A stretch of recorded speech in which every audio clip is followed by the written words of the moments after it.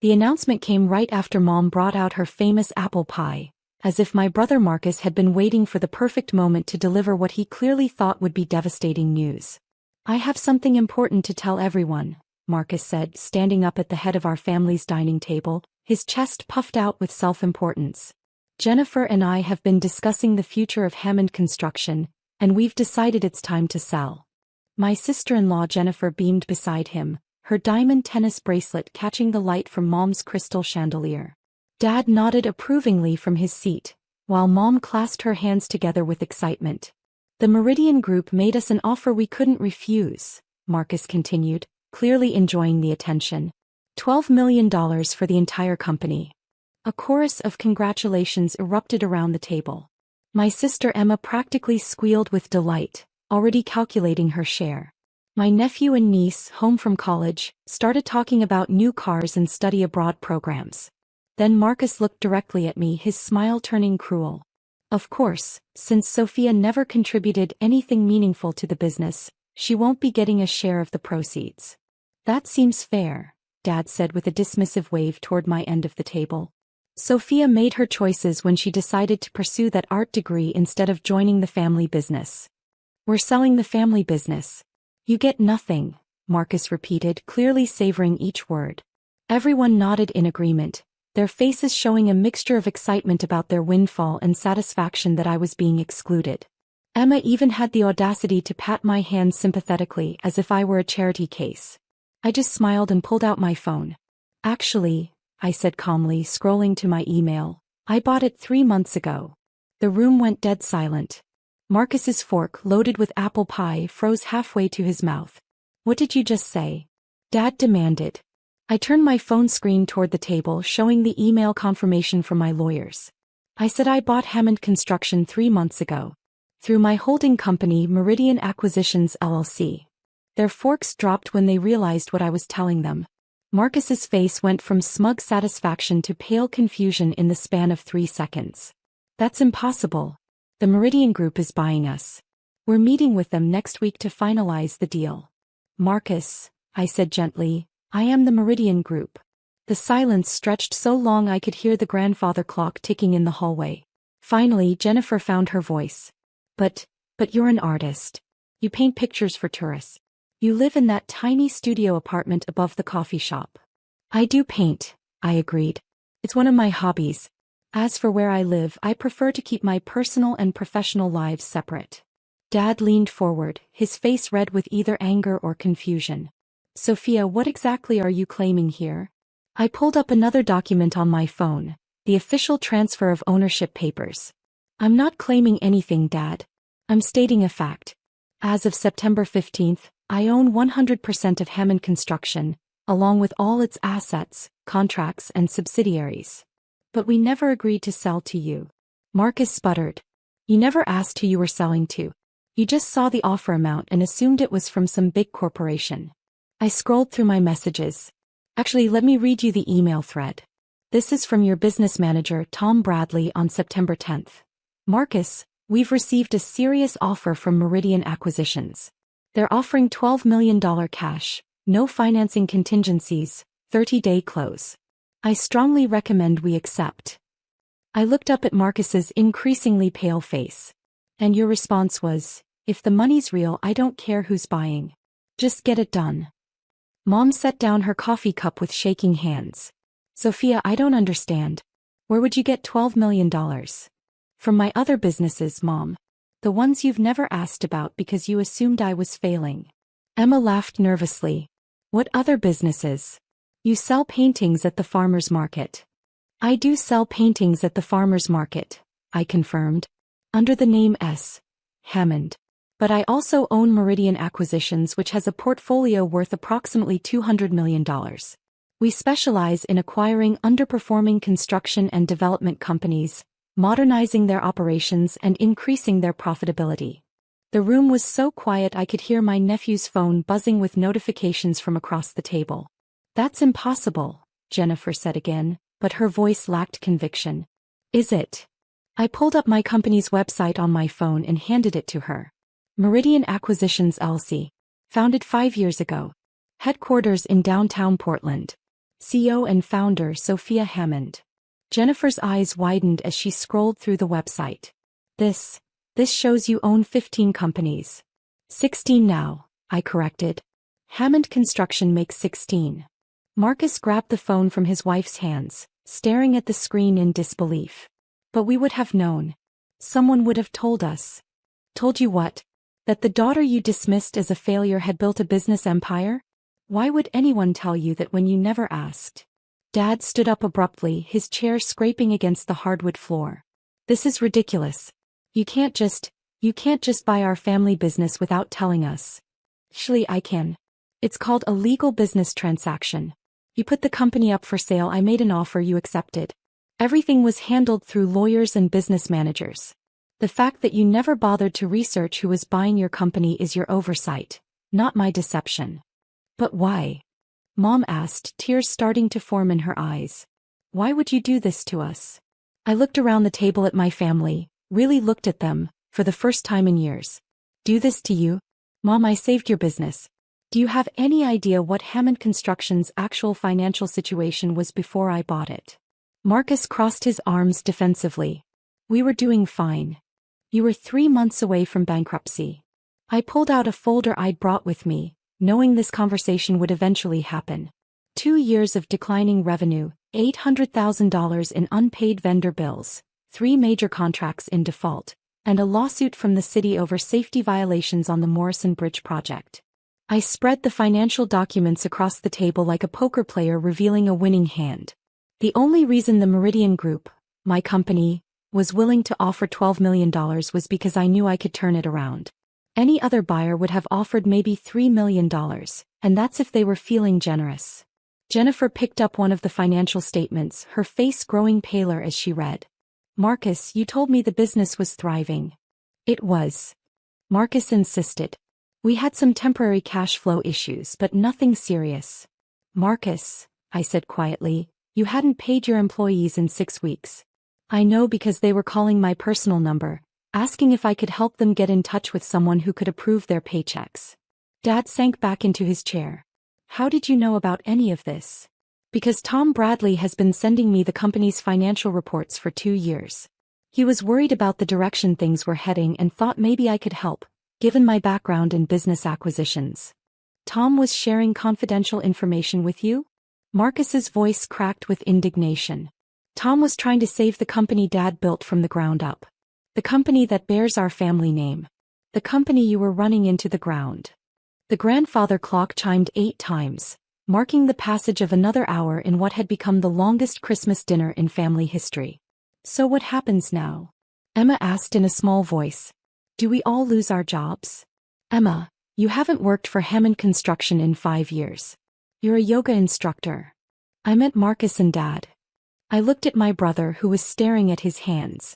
That depends on Marcus. I bought the company because I believe it can be successful again. But it needs competent leadership. I am competent. Marcus snapped. Are you? Because the financial records show a different story. Revenue down 40% over 2 years. Customer satisfaction scores at an all-time low. 3 of your biggest clients have already indicated they won't renew their contracts. I pulled out another document.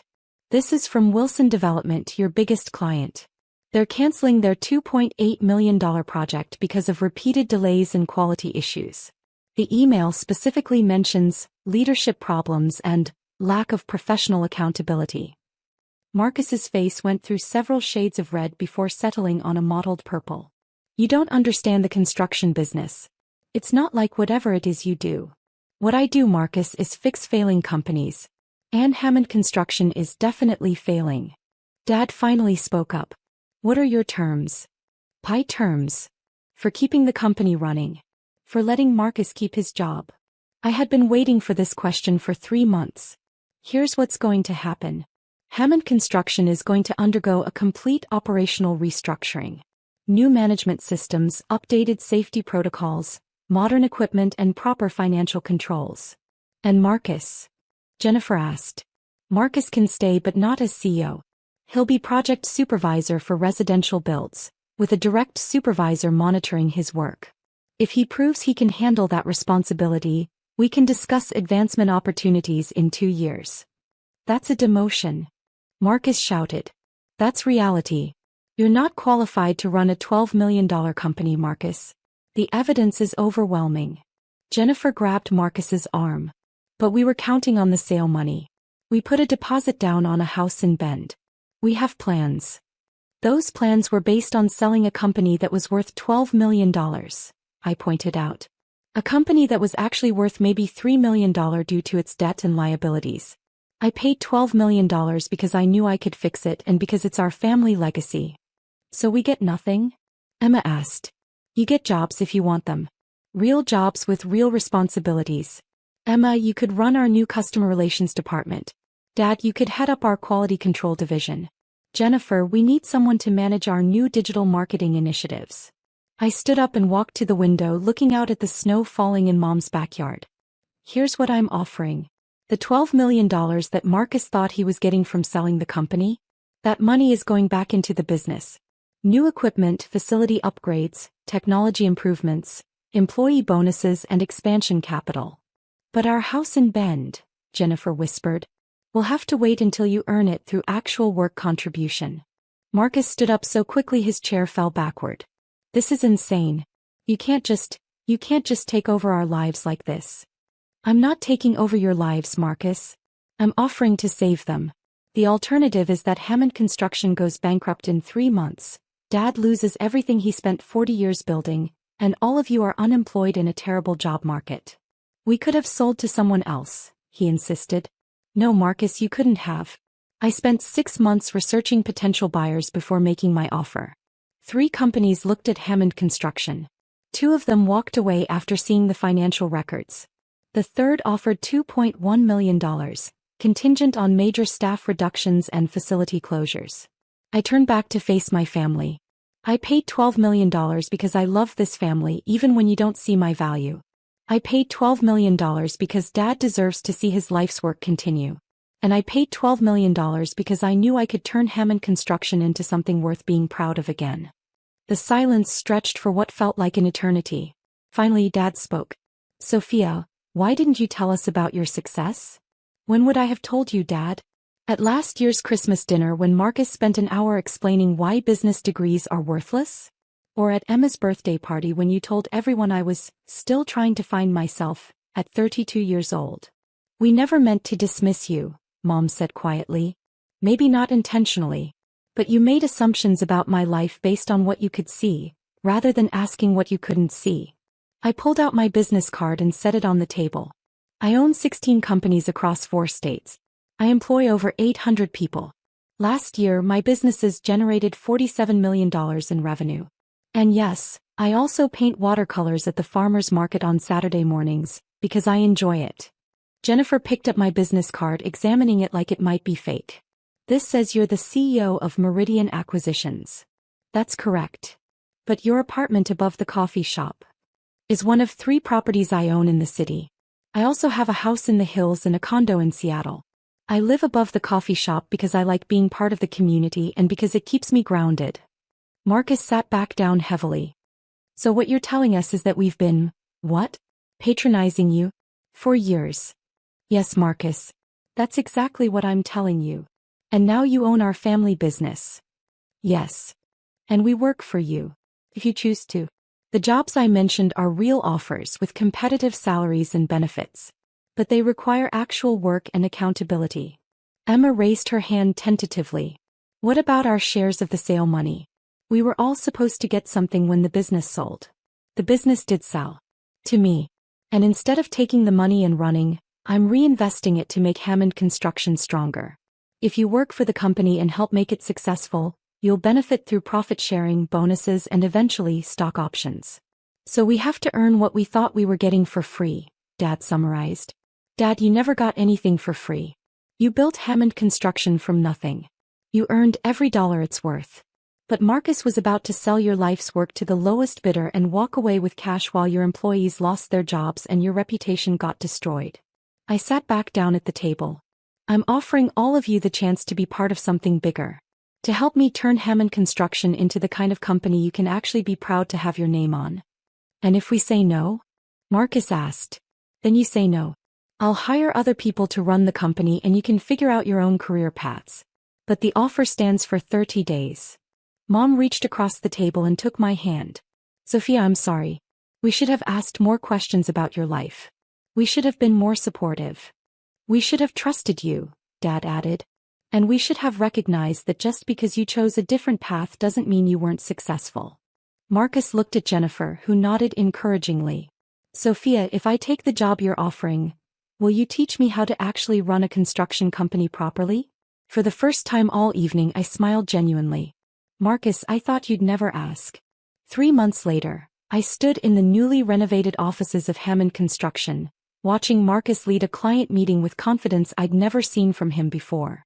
He'd thrown himself into learning modern project management techniques, and his natural charisma was finally being channeled into productive leadership. Emma had surprised everyone by turning out to be a natural at customer relations, her yoga instructor's people skills translating perfectly to client management. Dad was enjoying his quality control role, finally getting to focus on craftsmanship rather than paperwork.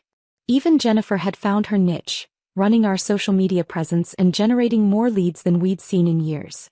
The company that had been hemorrhaging money 6 months ago was now profitable, growing, and had a waiting list of clients. Sophia, Marcus called out as the clients left, can you look at these projections for the Riverside Development Project?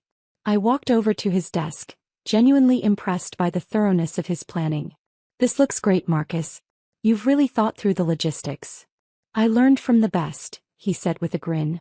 Even if it took me 32 years to realize who that was. As I drove home that evening past the coffee shop where I still kept my small apartment, I reflected on how dramatically things had changed. My family finally knew who I really was. Hammond Construction was thriving, and for the first time in years I was looking forward to next Christmas dinner. Sometimes the best gift you can give your family isn't what they want. It's what they need, even when they don't realize they need it.